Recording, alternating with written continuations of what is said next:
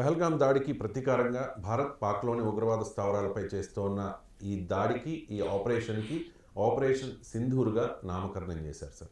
ఏంటి సార్ సింధూర్ ప్రత్యేకత ఏంటి? ఎందుకు ఈ పేరు పెట్టాల్సి వచ్చింది? అంటే ప్రతి పేరులో కూడా ఒక సింబాలిజం ఉంటుంది. ఇందులో ఇప్పుడు అంతకుముందు ఆపరేషన్ పరాక్రమ్ అని ఇలా రకరకాల పేర్లు పెట్టాం. మన ఇప్పుడు పాకిస్తాన్ వాడు గోరి, గజనవి అని ఎందుకు పేర్లు పెట్టారు? ఇండియా పైన దురాక్రమణ చేసిన మధ్యయుగాల దుర్మార్గుల పేర్లు పెట్టుకున్నారు కదా చాలా గొప్పగా. సో అందువల్ల ఇది సింధూర్ అని పెట్టడంలో ఇండియన్ కల్చరల్ సింబాలిజం ఉంటుంది, ఇండియన్ వార్ సింబాలిజం కూడా ఉంటుంది. అంటే మన పౌరుష ప్రతాపాలకు సింధూరం ఒక ఉదాహరణ కదా. సింధూరం మనకు కవులల్లో కవిత్వాల్లో కూడా ఉంటుంది చూడండి.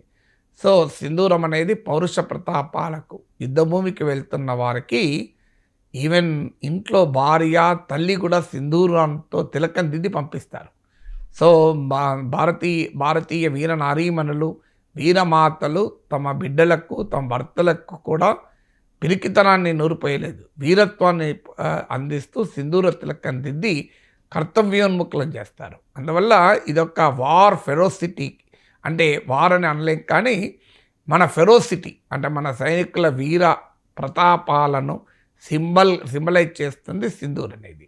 రెండవది ఏంటంటే ఇది కల్చరల్ సింబల్. మీకు ఇక్కడ జరిగిన దాడిలో మీరు పురుషుల్ని అటాక్ చేశారు, ప్రత్యేకంగా ఒక కపుల్ను కూడా అటాక్ చేశారు, హనీమూన్ కపుల్ను. అన్ఫార్చునేట్లీ ఆ మరణించిన వినయ్ నర్వాల్ ఆయన సతీమణి కూడా ట్రోల్ చేస్తున్నారు మన దేశంలో. అదొక దుర్మార్గం అనుకోండి. ఆమె విద్వేషాన్ని పెంచకండి అని పిలిపించింది, అంతే.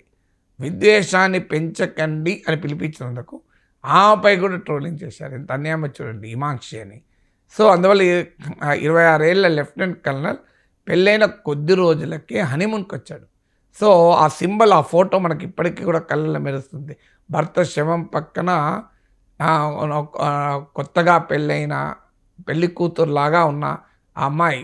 అందువల్ల సింధూర్ ఏంటంటే మ్యారేజ్లో కూడా వాడతారు. అంటే ఒక రకంగా పహల్గామ్లో పాక్ ప్రేరేపిత తీవ్రవాదులు చేసిన నీచ కృత్యాన్ని కూడా సింబలైజ్ చేస్తుంది.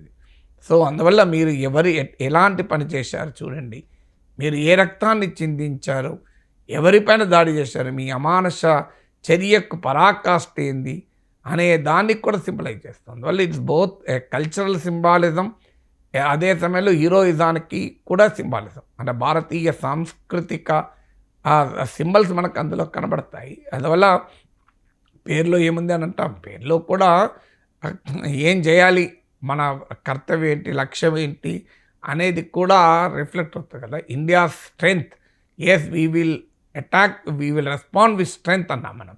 పాకిస్తాన్ వాడు చేసింది పిరికి పంద చర్య. అది ఆ నిరాయుధులపైన దాడి చేయడం పౌరుషత్వం అనిపించుకోదు, నిరాయుధులపైన దాడి చేయడం వీరత్వం అనిపించుకోదు.